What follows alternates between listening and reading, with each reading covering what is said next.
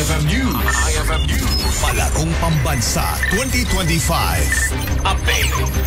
Idol John, good morning, please come in.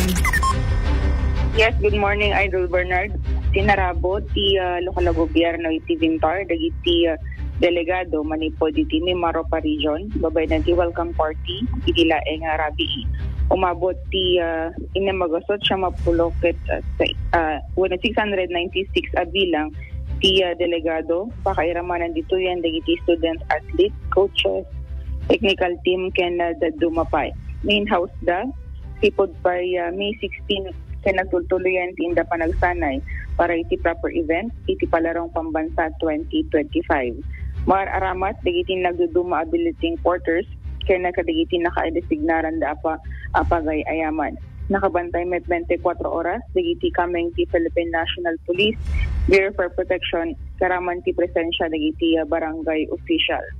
Kadagupan ng eksperyensya, dagiti delegado kiti Nabara, apan ang pasangbay ti gobyerno lokal, kagida na pa iti Nabara at Tiempo, taamang anabarbara dito norte, na may dasig iti lugar da. Mupay kasta, nakasagana niti si Bubukel at Timda, kada itinendak na napasalit, kinam na maenda na pintas si pagresultaan na itinadakamad na ay. Damag iti iliti Vintar, kadwa iti 99.5 as nawag, ay rujan itin tatak or